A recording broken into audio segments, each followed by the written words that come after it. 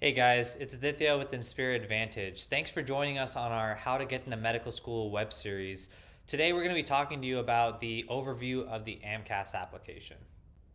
The AMCAS application is the standardized application service that all medical school applicants need to go through to submit their applications for medical schools. Typically, the AMCAS opens up in May and the deadline is about December.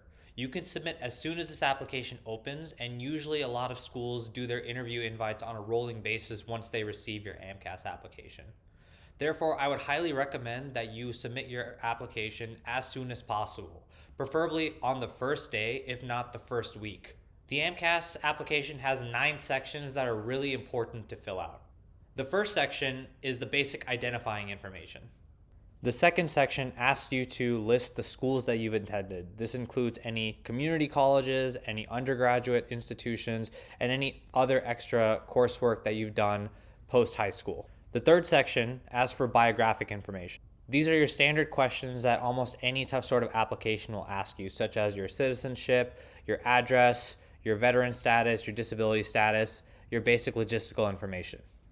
Section 4 is when things start to get a little bit more complicated. This is your coursework and your official transcript section. So it's really important to submit an official transcript from your institutions to AMCAS and to the certain schools. There are certain courses that are very important for you to make sure you include in your AMCAS application. Certain sections include biology, physics, chemistry, and mathematics. There can be a lot of courses that can kind of straddle between two different areas. For each one of your courses, you're going to have to choose a primary category and make sure that each category that is required by AMCAS is filled in. Now, perhaps the most important part of the AMCAS application is the work and activities section, section number 5. This is a section that is really important to focus on, as this is where you can describe your activities to their fullest potential and show yourself as a stellar candidate to a lot of these medical schools. In this section, you have room for 15 different extracurricular activities, and these can range from many different types of categories, from research to volunteering to paid employment to internships. You're able to choose from a variety of different sorts of categories. For each one of these sections, you need to list some numerical information, such as the total number of hours that you spent for this activity, the amount of weeks that you spent, and perhaps even a supervisor. Of these 15 activities, you can choose 3 of them to be meaningful activities. These are the ones that you should expound on even more. For most of your activities, you have about 700 characters to describe what you did. For the 3 meaningful activities, you have approximately 1,300 characters to describe the activity. Now, a lot of applicants will just use this section to just describe what they did, as if they're writing the job description into the application. However, this is a chance for you to show how much you've grown and learned from these activities.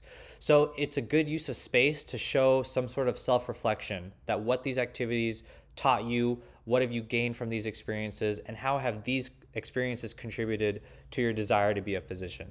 Again, focus on the life-changing aspect of the work, the significance that it had to your story of becoming a physician. Section 6 is your letters of evaluation. One thing I want to note about the letters of recommendation section is that you don't need to have this section completed to verify your application. Therefore, if you're trying to submit your application as soon as possible when it opens in May, you don't have to have all the letters of recommendation uploaded by then in order to get the application verified. However, it is important to give your recommenders enough time to write and upload these letters before any sort of deadlines are due. You're able to upload up to 10 recommendation letters. However, most schools do not expect, nor do they want, that many recommendation letters with an application. You should check the websites of your specific programs to see how many different recommendation letters they want, and make sure if there are any specific types of faculty members that they want writing these letters. Section 7 is where you input all your medical schools. When you submit your application, there is a $170 processing fee for one medical school. For each additional medical school that you choose, there is an additional $45 cost for each school that you apply to. Section 8 is the world famous personal statement. This is where you answer the question, why do you want to become a doctor? In 5,300 characters or less, you need to be able to tell medical schools why is it that you should be in their program and how you will be a good physician. Section 9 are your standardized tests. In this final section of the application, the AAMC will automatically upload your MCAT score if you've already received it. Thanks so much for watching, guys. I hope you enjoyed this overview of the AMCAS application.